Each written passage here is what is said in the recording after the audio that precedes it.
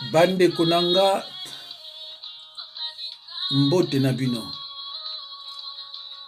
C'est vrai que image peut-être on a bien té, mais liloba ya Nzambe ekokokisama. Bande ko mbote na bino bino so mesana kolandanga Nzambe apambola bino. Epai na uti na kuti bato bazotala mosala na Nzambe moko. Mais mosala na Nzambe on a bengami évangéliste. Mais makambo o azosala eza ba évangéliste te. Na yebisi batu wana aza mosala na Nzambe te. Malgré bandeko batu oyo bazoya na makambo Nzambe na ndenge loyenge botalaka bango mingi. Yango na ba vie na bino pesa na pasi. Mais mutu oyo akoyela oyo na ndenge liloba na Nzambe aza kolakisa ona ba verset biblique eza difficile po bolinga ye. Mais ngai na kotika bino te ba oyo balingi ba makambo na Nzambe, les frères et sœurs en Christ et surtout les jeunes évangélistes et les jeunes pasteurs. Oyo balingi makambo na Nzambe, je crois que bako sepela. Parce que na memara bino comme d'habitude nde boyebi na ba verset biblique. Ezali mawa bandeko makambo na Nzambe bakomi ko sakana yango. Ache komba mokosala na Nzambe, mais makambo ya loba keza vraiment makambo na Nzambe te. Pona kozwa bambongo ya YouTube asale sa famille to asale loko yo esengeli na motema na ye. Alors bandeko lelo yo bokoyeba vraiment évangéliste azanini. Parce que ezana batu so bolani na YouTube ami bengami évangéliste. Mais azoko déborder na makambo susu tali même évangéliste te. Alors bandeko évangéliste dans le Nouveau Testament est un nom qui vient du verbe annoncer une nouvelle. Annoncer une nouvelle. Habituellement traduit prêcher l'évangile. Donc, on a Ésaïe 40, 9, Ésaïe 52, 7. Le verbe est très courant dans le Nouveau Testament et il est appliqué à Dieu. Galates 3, 8. Au Christ, Luc 20, verset 1. Et aux membres de l'Église, Actes des Apôtres 8, 4. Ainsi qu'aux apôtres en voyage missionnaire. Bandeko, tangu na kosilisa kolandanga maramo ka boite. Mina ko sepela pende konanga siko landi liloba na Nzambe. Na se koma Nzambe ko pambola yo. Koma soko sepela kinango? Sala remarque. Koma soko sepela nango? Koma pe soko sepela nango te. Soko moni verset biblique moko boye, peut-être na prononcer, na taper à côté ezo sala eza ndenge moko te komelanga ngo. Alors, ceux qui ont contesté l'ikambonga na lobby, komelanga ngo metia verset biblique.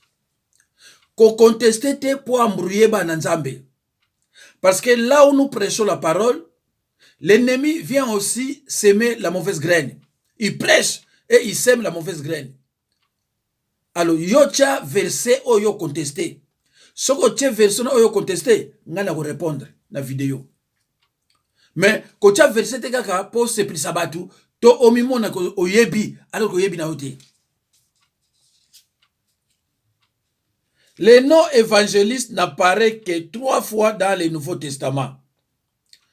Bandeko, le nom évangéliste na luki na monike apparaît que 3 fois dans le Nouveau Testament. Cela veut dire dans 2 Timothée 4, 5, Actes des Apôtres 21, 8, Éphésiens 4, 11.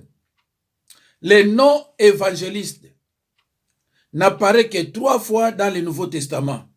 2 Timothée 4, 5.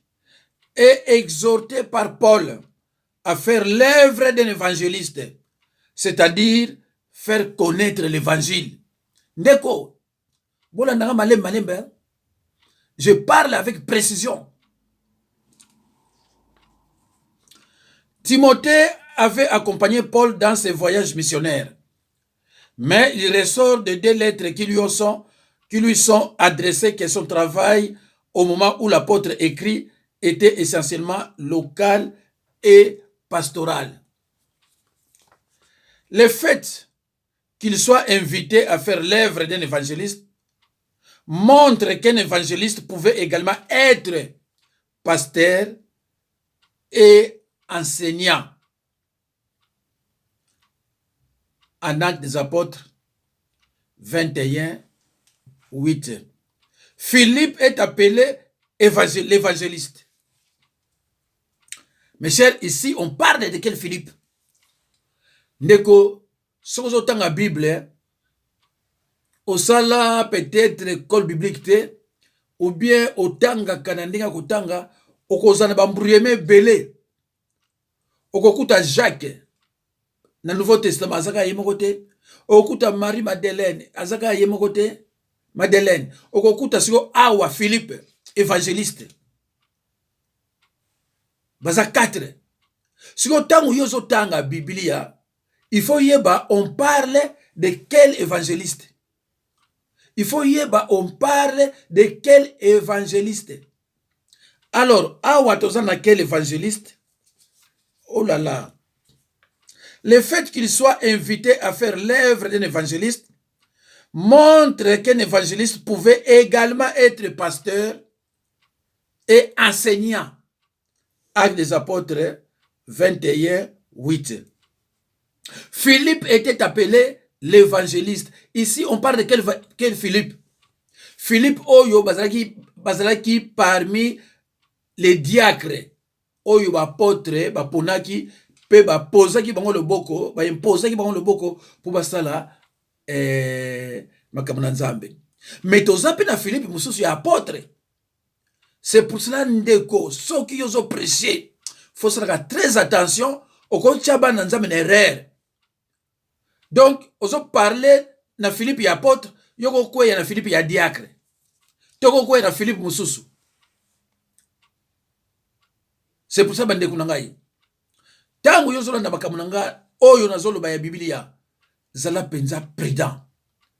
Tangu so mona kinazoloba oka mwa mbangu, ba minute nangeza compter. Téléphone oya iner ba image nango nazo comprendre ngote za bien té. Alors, Philippe avait été choisi avec les 7 diacres. Acte 6, 1 à 6. Ah, on a Nouveau Testament, soko yo ki bazo parler na évangéliste Philippe, yebake oyo azalaki diacre. De kulanda penza. Musala évangéliste ko prêcher parole. Premier devoir na ye ko prêcher liloba na Nzambe. Lelo ba évangéliste ba komi ba konzi ya ba prophétie.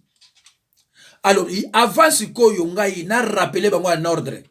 Nazo tchela bango nyonso d'abord Mateya ya qu'est-ce qu'un évangéliste. Comme ça tant na koloba na ye, na koloba ne kende kolanda numéro boye. Tango kolanda ngo mbala mo akoma juste. Ndeko na ngai na loba na bino boye. Soko za na ndeko na yo alingi ayeba liloba azana posa ayeba liloba. Loba na ye asabone pananga. Liloba oya lingaka ayeba akoyeba ngona ndenge osakana te. Ndeko ba verset biblique ya liya. Lelo yo neti Nzambe ayebaki to bandi na ba ministère itinérant malade ba église kangami. Abe yo mwana Nzambe ko fana ndenge ngona te. Avant ko zonga na ba église wana luka na ba ligne pa bateya ya solo ya li olandaka. Okofana ndenge ngona te parce que Satan diabolo azoka congé. Alors yo ko zo congé na liloba na Nzambe te. Alors, Philippe avait été choisi avec les 7 diacres. Actes des Apôtres 6, 1 à 6. Ce que dans Actes des Apôtres 6, 1 à 6, au moins, ba diacre oyo, ba ponaki bango, na ba potre. Po ba sala musala ya ba diacre, occupé ba mama, ba nini, ba église. Mais Philippe oyo, tango molise moko santo ekote la kiye. Tango persécution yaki. Akine ko prêcher na Samarie. Azalaki diacre. Yonde konanga yo zelaka na église ba pasteur ba biso na évangéliste senga kana nzambe mukolo molimo koyela yo et effectivement oyebi pe liloba mbala moko bani ko prêcher parole sans que zelanga na tsholo boko mais vous avez malamu mwingi ngana tsholo boko parce que ba oyo ba tsheki ngolo boko ndeko tanga na Actes des Apôtres 6:1-6. Philippe avait été choisi avec les 7 diacres. Et après la persécution d'Étienne, il avait pris une part importante à la prédication de l'évangile dans des régions non encore évangélisées. Par exemple, Actes des Apôtres 8:5, Actes des Apôtres 8:12, Actes des Apôtres 8:35, Actes des Apôtres 8:40. Bien qu'évangéliste, il n'est pas cité parmi les apôtres. Acte 8:14. Une distinction du même ordre est faite entre Timothée et les apôtres. En 2 Corinthiens 1:1 et Colossiens 1:1. Bien que les apôtres aient été des évangélistes, tous les évangélistes n'étaient donc pas des apôtres. Ndeko, c'est clair. Balobaki, évangéliste, à koko sala, biloko pasteur, y apôtre, et consort. Mais, balobi, évangéliste, nyonso baza ba apôtre te. Parce que ba apôtre, bazalaki d'abord ba évangéliste. Balobi, évangéliste, nyonso baza ba apôtre te. Donc, distinction, entre évangéliste na ba apôtre. Bien que akina ko prêcher, mais batiaki na mulongo ya ba apôtre te. Alors, na ba YouTube na bino, tango mutu évangéliste aza ko prêcher, abandi ko dénoncer même ba pasteur. Or que yes na droit de dénoncer pasteur te. Faut na ndali loba. Un diacre, un évangéliste aza na droit ko dénoncer pasteur te. Soki amoni pasteur na problème, ako benga pasteur asolo na ye. Parce que pasteur mutazo bibisa évangéliste. Mais bino lelo bokoma, n'importe qui aye a dénoncer pasteur, a tie ba commentaire oya ye moko, bo betile maboko bo sepeli, bo bimi banani.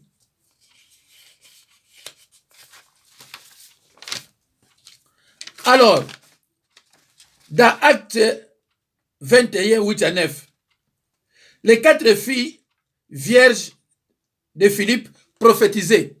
Ce qu'on a dans Acte des Apôtres 8-9, les 4 filles de Philippe prophétisaient. Ils étaient des vierges. Alors, on parle de quel Philippe? Mais na sali bien, na tcheli binongo bandana 8 na 9 pour comprendre. Nazana tango tangate, sona bina bando tanga ona bongisi bino awa na osisa mote. Les 4 filles vierges. Bazalaki ya Philippe. Mais quel Philippe? Parce qu'il y a un autre Philippe qui est un apôtre. Philippe Mosusu na otangila bino. Donc, dans le Nouveau Testament, ceux qui vont parler na évangéliste Philippe, yeba déjà que Eza Philippe Oyo azalaki diacre. Oyo azalaki parmi les 7. Parce que yo évangéliste, yo pasteur, jeune pasteur, mutabimisi yo évangéliste de pasteur, asala cours biblique te, ayi pe pena Bible te. Sikoyo atiki yo nakamwe perdema. Tango yo kutana ba Philippe oyo na ba Philippe Mosusona, mbala moko so prêcher bango attaque apôtre Philippe alors que eza yango te. Yangwana bandeko nanga na lobana bino l'air nyonso. Il faut ko yeba ozolanda mate ya pa ya nani. Il faut ko yeba pasteur oyo azo prêcher parole. Est-ce que ça pasteur? Ndeko nangai na tali na YouTube. Na batonga na tala. Bakoza na bandi 20 ou 30. Ata pasteur moko na monité. Peut-être bon banana za vantar. Pour la vérité. Mais ata pas. Naibi bangonyo sote. Peut-être bansu ba ali. Mais ba oyo nga na yebi. Pasteur moko azate. Soko lingi ko yeba yango, lukola mikolo na manochama ka bibele. Landaka moko na banolakso tala oyo, tala faute. Pasteur bako zone faute yote. Tala oyo, tala faute. Pasteur bako zone faute yote. Na kolobana yo avec des versets, il faut que les versets parlent. Comme ça bino boyebaka nani aza musali na nzambe, nani aza musali na nzambe te. un pasteur so bozo kangaye na ba faute esbelé aza musala nzambe te ndenge na lobaki na bino pa ya ifonge atei bino ke bokende ke bojenaka lisusu te bokendeke na église batima te bosemaka te. Alors ntango na repondaki ye na bible na baverset biblique nalakisi ye ndenge bato ya saint testament banda kogene ndenge jésus bato bande kogene ndenge jésus ake bapotre batikaki kogene avec des versets bibliques. Donc cela veut dire que ntango ye akolanda yango akorépondre nga te parce que donc na bloqué ye akorépondre nga te. Alors soki bomoni mosali na nzambe bakorige na modele wana ya bafaute ebele aza molimo santu te. Alors soki aza molimo santu te akoki mpe kodesala délivrance te mpo délivre moto fo za molimo santu ndeko mais faut kotala bavie epai nalobi vraiment que oui peuple congolais eza mawa faut kotala bavie parce que azomema bino na loyenge bokosala jeune te okosala ayebi ke bino boyebi na bino liloba te. Alors bandeko to continue cette distinction nalobai aboye bien qu'évangéliste il n'est pas cité parmi les apôtres. Bien que les apôtres aient été des évangélistes, tous les évangélistes n'étaient donc pas des apôtres. Cette distinction est confirmée en Éphésiens 4, 11, où la fonction d'évangéliste est mentionnée après celle d'apôtre et de prophète, avant celle de pasteur et d'enseignant. Le don d'évangéliste est donc un don distinct au sein de l'Église chrétienne. Tous les chrétiens accomplissaient cette tâche importante. Ndeko, chrétien nyonso ako accomplir tâche oyo ya kozala évangéliste. Yalo mwana mso kina kin na tongo zomo na ba prédicateur bazo kende bazo ko prêcher ba évangéliste. Un prédicateur il faut na yana mikolo pour comprendre bien. Parce que ba musu baso ba mutaza prédicateur ba bengi mamo pasteur. Non, pasteur aussi c'est un prédicateur. Mais un frère aussi, c'est ce qu'on a prêché par un prédicateur. Évangéliste, tout le temps, il aussi, il est prédicateur. Mais les lois yonanga munabiso, so amoni muta simbika Bible, pasteur. Tango okoko makamute, allez, bakile na YouTube, pasteur asali boy, bande konangai. Tozana komba na monde à ténèbres. Monde à ténèbres elingi pasteur atamukete. Ba sataniste balingi pasteur atamukete. Nazana loko mona zoki meme ya dinga lo bibra pasteur na ko balancer ni biloko mukolo mususu. Donc neko nangai tangu yo yebike wana za pasteur. Même bazo fingaye, bazo lo bana ndenge nyusu bakoki yo yeba yango keza combat. Tozana kati ya persécution, tozana kati ya tribulation. Donc yo yeba yango keza combat. Lorsque l'occasion leur en était donnée, mais certains d'entre eux étaient tout particulièrement appelés à qualifier par le Saint-Esprit en vue de cette œuvre. Par la suite, dans l'histoire de l'Église, le terme évangéliste sera utilisé pour désigner les auteurs des 4 évangiles. Ndekoranga, ils ont abattu belé, bakinek Église, va éviter la différence qui existe entre les 4 évangiles et les actes des entre les 4 évangiles, les actes des apôtres et les épîtres. Mais à Kenda Église, peut-être ça fait 20 ans, mais il y a une différence entre les 4 évangiles, les actes des apôtres et les épîtres. Alors, ngai tango ya pananga, ministère nanga ezali école biblique. Nako expliquer yo les 4 évangiles les anini, actes des apôtres les anini, les épîtres aussi les anini. Et ça n'a pas été bien parce que les mêmes choses il y a une différence entre les 4 évangiles, les actes des apôtres et les épîtres. Si quand on prêche, ce qui est dès le départ, on est bien monté. Dans ce bateau bien engagé, bateau a eu le bas. Au moins on bien pasteur les avions bien. Au sein de vraie école biblique, vous prêchez très bien la parole de Dieu. Donc, nous devons contester les athées.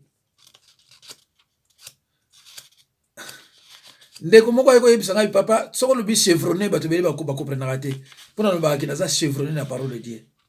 Soki ngai nalobi na yo yokanga, soki ngai nalobi na yo oyo aza mosala nzambe te, kotya tembe te aza mosala nzambe te. Nde naloba na bino mokuna aza mosala nzambe te, kotya tembe te. Na basi soko landaka ye okomprendre ke aza mosala nzambe te na biloko ye moko aloba. Alo bandeko na ngai, alors exemple, évangile égale bonne nouvelle. Dans le Nouveau Testament, le mot désigne les messages prêchés par Jésus-Christ, mais aussi la prédication apostolique et plus généralement chrétienne de la vie, la mort et la résurrection de Jésus-Christ. Je vais expliquer bien les 4 évangiles.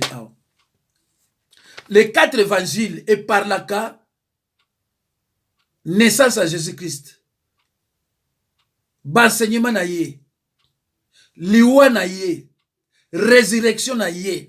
Okokutango na les 4 évangiles. Il y a les 4 évangiles. Matthieu, Marc, Luc, Jean.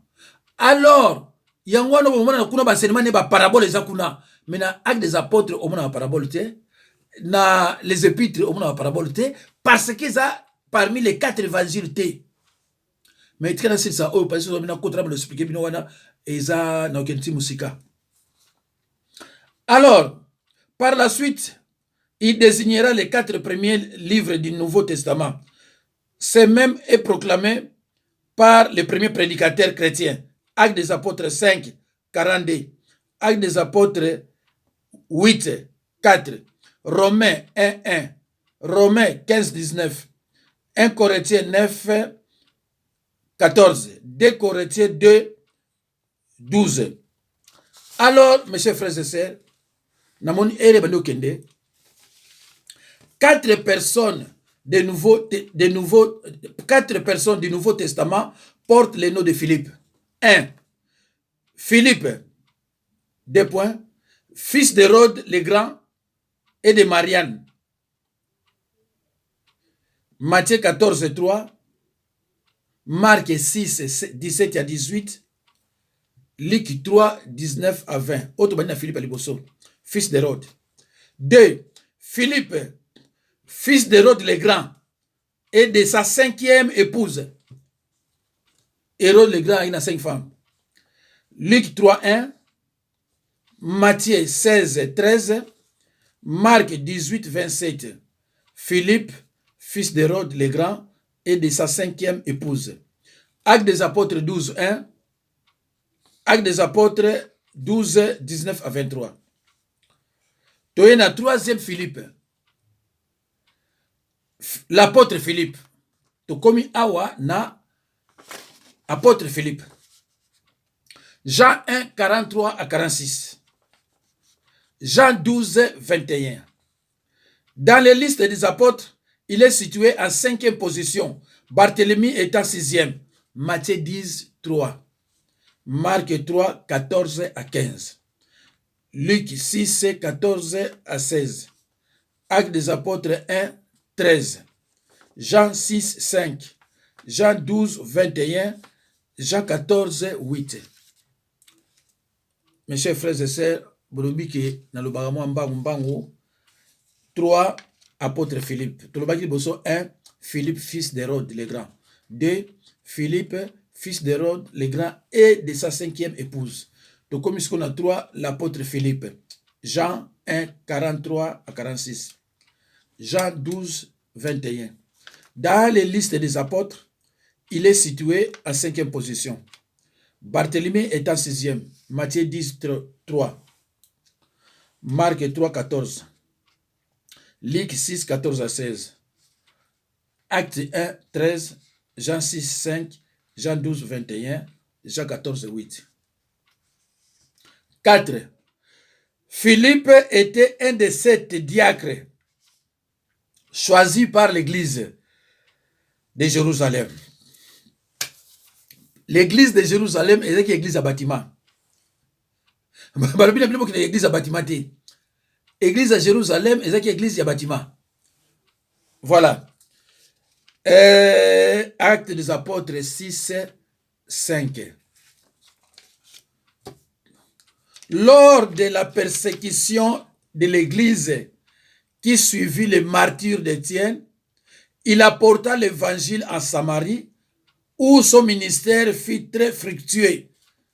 Actes des apôtres 8, 5 à 13. Ndeko, soko ozokolanda zana kaye, soko lingaka liloba. Jésus-Christ n'a-t-il pas dit ceux qui sont mes frères et sœurs? Ce sont ceux qui écoutent la parole de Dieu et qui la mettent en pratique. Tanga na acte 8, 5 à 13. Oko tanga makamusu kuna ndeko kosepelisa yo. Bayeba mosali na nzambe na liloba. Jamais mosali na nzambe oyo aza na molimo santo akosalaka bafaute ebele quand il prêche la parole. Non. Et surtout dans ba verset biblique. Ndeko, zwa Bible na yo, o note, o bandeli ko landango même 4 fois, 3 fois, 5 fois. Et ko aider yo, eza ko expliquer yo, évangéliste aza nani. Évangéliste awa tozomona. Tozomona yo ka ba prophétie ya évangéliste te. Aza ko kini ko te ya liloba na Bible et puis un verset biblique. Nakoya nako rappeler bango. Nako rappeler bango na ba verset biblique. Ngai so na ningi na attaquer mutu. Nataka mutu te pona kofinga ye. Nataka mutu te pona kofinga ye. Quand je dis par exemple l'autre là sataniste, dans le monde spirituel, le chat est appelé par son nom. Sataniste. Chat. Alors ceux qui mutu ye moko lo ba ikaza sataniste. Un sataniste n'est pas un frère. Un sataniste n'est pas un frère. Donc on va sataniste parce que ce n'est pas un frère. Il y a une distinction entre le royaume de Dieu et le royaume satanique. Dans le royaume satanique, Saint-Esprit est athée, amour est athée. Amour na Saint-Esprit, au monde on a royaume Nzambe. C'est pour ça que nous sommes combattus. Alors, mes chers frères et sœurs dans le Seigneur, il fit ensuite, lors de la persécution de l'église qui suivit les martyrs d'Étienne, il apporta l'évangile à Samarie, où son ministère fut très fructueux. Actes des apôtres 8, 5 à 13. Il fut ensuite guidé vers le sud, sur la route de Jérusalem à Gaza, pour conduire au Christ l'eunuque éthiopien. Acte 8, versets 26 à 28.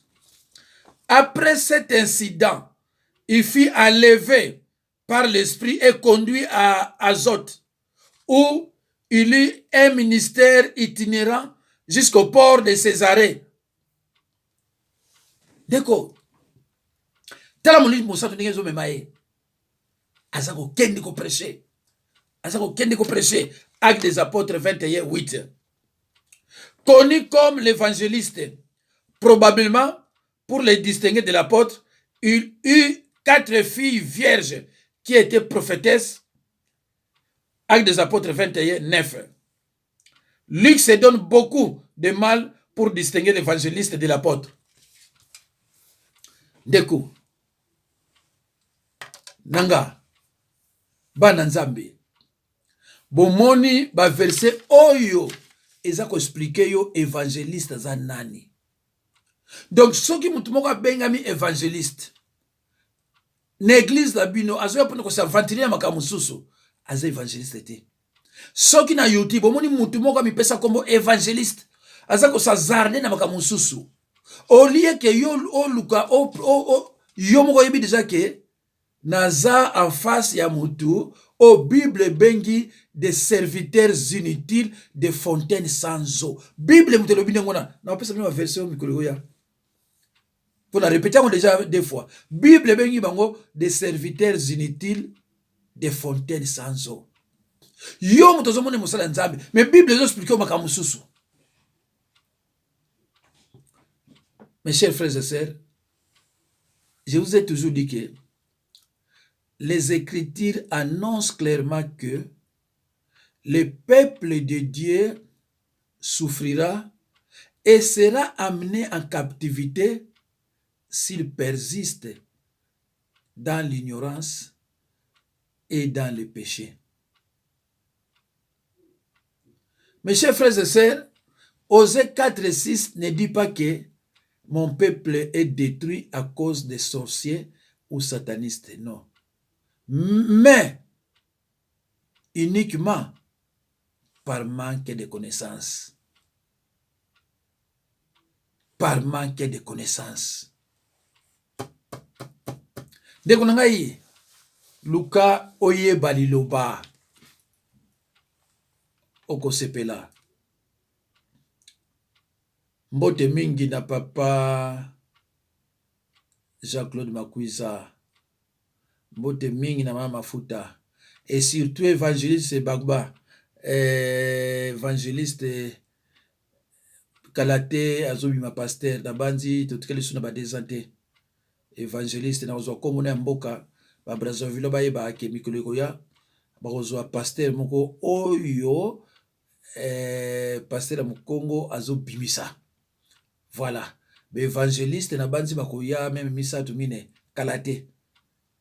Oyo soki abado prêcher bino abano bimani banda ya buzobo bozomona te. Et ye moko oyebisa bino ke naza fruit ya pasteur Jacques Dinabanza. Bandeko na ngai, Nzambe apambola bino. Vraiment Nzambe apambola bino. Lobi bokozwa liloba na Nzambe musu na kotiela bino. Mikolo na kotia trop. Mikolo na kotia ebele. Oyo eko ede bino. Mama nani Zayamo Catherine Rosa na Suisse. Nakolobela yo mikolo koya. Alo bandeko na ngai, Nzambe apambola bino. Nzambe vraiment apambola bino. Tozo kokutana.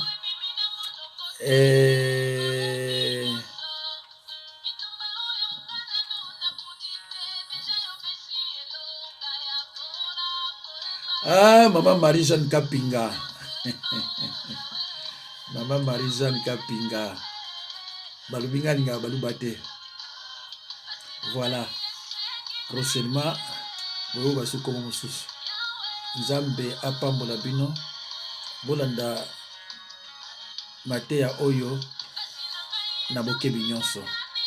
Au revoir, mes chers frères et sœurs dans le Seigneur. Merci, Nzambe apambola bino. Na kombo na Yesu.